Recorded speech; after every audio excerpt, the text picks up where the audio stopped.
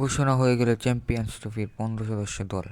বাদ পড়লেন সাকিব আল হাসান, যার কারণে চ্যাম্পিয়ন্স ট্রফি খেলার যোগ্যতা অর্জন করে বাংলাদেশ, তাকে রাখা হয়নি দলে। বাদ পড়েছেন লিটন কুমার দাসও, অনেক দিন ধরে তিনি আছেন অফ ফর্মে। বাংলাদেশে ওপেনিংয়ে রয়েছে সমস্যা। বাংলাদেশের ওপেনিং করবেন তানজিদ হাসান তামিম ও সৌম্য সরকার। সৌম্য আছেন অনেক দিন ধরে ইনজুরিতে, যার কারণে খেলছেন না বিপিএল।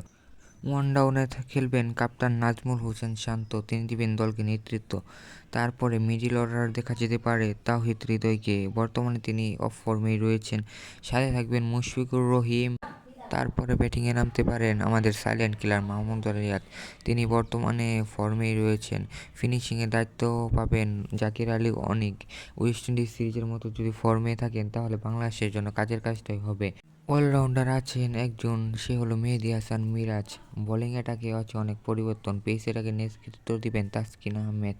সাথে আছেন তানজিম সাকিব এবং আছেন অভিজ্ঞ মুস্তাফিজুর রহমান। এর সাথে আছেন পিচ স্টার নাহিদ রানা এবং বাদ পড়েছেন শরীফুল ইসলাম এবং তার সাথে বাদ পড়েছেন ফর্মের তুঙ্গে থাকা হাসান মাহমুদই। কেন জানি তাকে দলে রাখা হয়নি। দলে নেই সাকিব আল হাসান, তার পরিবর্তে দরকার অফ স্পিনার। সেজন্য সাকিবের পরিবর্তে দলে রাখা হয়েছে অনেক দিন পরে ক্রিকেট খেলতে আসে নাসুম আহমেদ এবং সাথে রাখা হয়েছে লেগ স্পিনার রিশাদ হোসেনকেও, যিনি কাজের কাজটা করতে পারেন। এক নজরে দেখা যাক কারা আছেন বাংলাদেশের চ্যাম্পিয়ন্স ট্রফির দলে। তানজিম হাসান তামিম, সৌম্য সরকার, নাজমুল হোসেন শান্ত, তৌহিদ হৃদয়, মুশফিকুর রহিম, মাহমুদুল্লাহ রিয়াদ, জাকির আলী অনিক, মেহেদী হাসান মিরাজ, তাসকিন আহমেদ, মুস্তাফিজুর রহমান, তানজিম সাকিব, নাহিদ রানা, নাসুম আহমেদ, রিশাদ হোসেন এবং পারভেজ হোসেন ইমন।